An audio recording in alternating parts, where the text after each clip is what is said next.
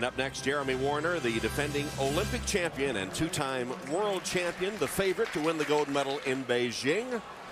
With his trademark sunglasses, even though it's evening here in Eugene, he always wears them. And when you're as good as Jeremy Wariner, you just run your race.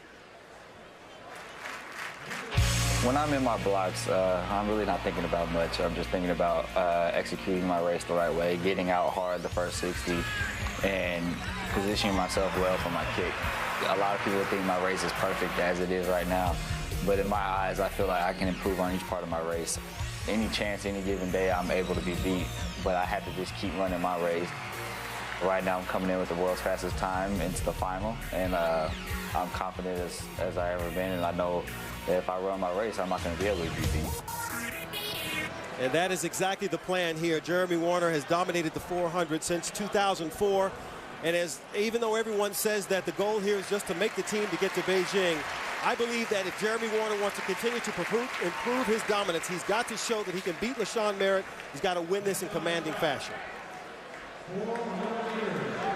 All of the finalists have met the Olympic A qualifying standard. That's not going to be a problem for any of them tonight. There's Lionel wearing the USC colors. USC Trojan, a member of last year's U.S. World Championship team after finishing third at the U.S. Championships. In lane 2, Greg Nixon from Lubbock, Texas, ran a personal best 45.20 in his semifinal race. He is from Howard Payne University. Lane 3 is Calvin Smith, the freshman at the University of Florida, Florida All-American. His dad, Calvin Smith, the two-time world champion at 200 meters and former 100-meter world record holder. He's already run in Beijing. He earned a gold medal in the relay there at the 2006 World Junior Championships.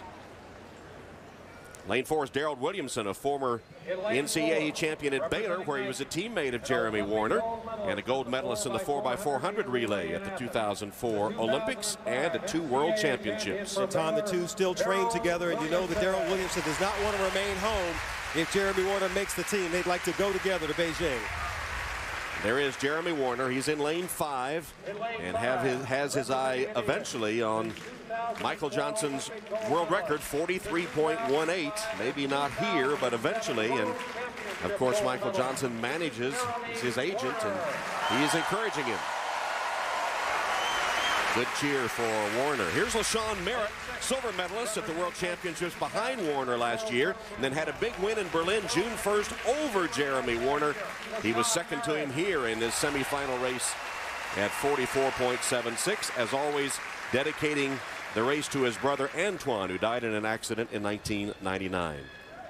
And of course, LaShawn Merritt joined that sub-44 club, very exclusive club last year with that silver in Osaka. Lane 7, Reggie Witherspoon, the former high school All-American, in his first major championship final of his brief career. Spent 2 years at Florida, then transferred to Baylor, and he'll have a big rooting section from his own family. He has 4 brothers, including a twin, and 7 sisters. And he should be very comfortable. He's got his training partners, Williamson and Wariner, in lanes 4 and 5 behind him. 3 Baylor Bears in here, and number 8, David Neville, former Indiana University All-American and the 2008 U.S. Indoor Champion. And that's your field in the men's 400 meters. Tom, so much has been made of this win that LaShawn Merritt had over Jeremy Wariner earlier this year, but I'm telling you, Jeremy Wariner has been that dominant because he is such a disciplined athlete.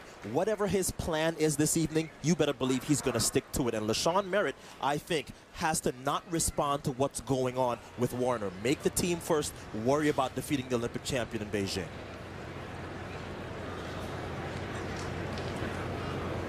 So there they are, next to each other. And Wariner in lane 5 can keep an eye on Merritt in lane 6.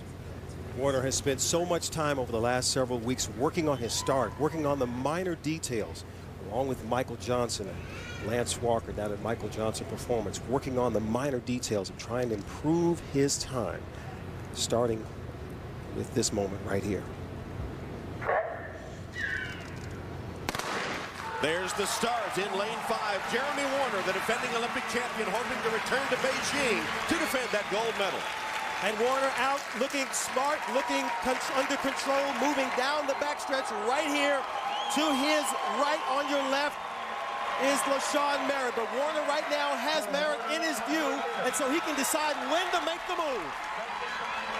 So Jeremy Wariner, as LaShawn Merritt makes up the stagger, they'll turn for home. It's Wariner and Merritt.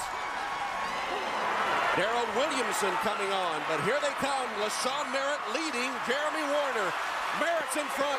Warner's there. Neville in lane 8. Here they come to the line. It's going to be LaShawn Merritt to beat Jeremy Wariner. And it appeared that David Neville got the third and last spot for Beijing. LaShawn Merritt has done it again, handing a rare defeat to Jeremy Wariner. The biggest upset of the trials thus far, guys. Absolutely, absolutely. And look at the face of Jeremy Wariner. That is not supposed to happen to him. That's exactly what Warner's thinking right now. This is an unbelievable disappointment. And of course, he made that coaching change. I wasn't so sure if the change was going to be that much difference. But one of the things that Clyde Hart, his former coach, went on the record and said, he said, listen, I know that Michael Ford knows my system, but what Jeremy is going to miss, he's going to miss the experience in training. Do I back him off? Do I push him forward? And I think now Jeremy has to seriously look at, okay, why is LaShawn Merritt able to beat me twice already for the year? Well, we ought to go back to the replay and look at it and see exactly what happened here, Otto. It was an excellent start by both athletes. Here they are coming around for the home stretch. Look at LaShawn Merritt in the light blue and dark blue in control. And right here, Jeremy Warner's like, I've never been in territory like this because normally I'm leading. And look at Wariner, who could not close. Merritt so strong, crosses the tape first, takes the championship, leading the team to Beijing. This is shocking. Jeremy Wariner, when he is in his perfect form, always leads off the turn. When I saw him come off this turn, I thought he was going to be in a bit of trouble because LaShawn Merritt is a good finisher. In terms of the rankings of 400-meter athletes, Jeremy Wariner is about average in terms of his last 100. LaShawn Merritt is a little bit superior, but Jeremy is so dominant to 300, he dares you to come get him in the last 100. And here he left it too late and was unable to run down LaShawn Merritt.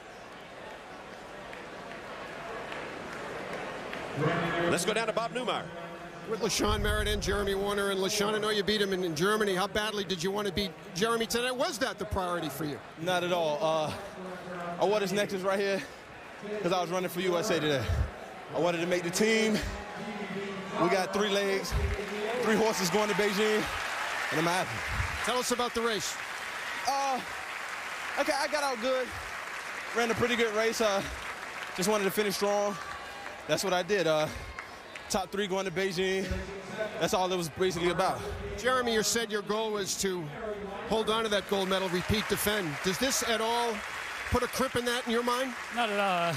It's just another race. I just came out here to make the team. I made the team. We got 3 great guys going to the Olympics now. Now it's time to get ready for that. Did you feel you gave it your A effort in this race tonight? Yeah, I didn't get out like I wanted to. And LaShawn was just a better man today. And I applaud him. He ran a great race. So I'm looking forward to the Olympics now. Are you still out to break the world record this year? I'm out to do whatever I want to do. The record is one thing I want to do, but I need to focus on winning the gold medal first. Coaching change at all an issue? Not at all. It's enough of that. That's back in February. So I'm not worried about that no more. David, I'd like to get a word in with you. Everybody's talking about LaShawn and, of course, Jeremy, and everybody said third place was wide open. Did you feel that way going into this one? I thought that it was pretty open, but, you know, I just had faith in God. God, you know, he's brought me through so much, and my family, my wife, Ariel, and my coach, and Coach John, all my fans, you know, I'm just happy. And I thank God. I give all the glory to God. And he's going to Beijing, Tom Him. He is indeed, and it will be a strong team, but nevertheless, a shocking result as the defending Olympic champion finishes second to LaShawn Merritt, and looked to me that he was never really ever in the race. LaShawn Merritt took command and held it to win in 44 flat. Wariner second, and David Neville finishes third. LaShawn Merritt upset in the men's 400. We're coming back to Eugene. I love you.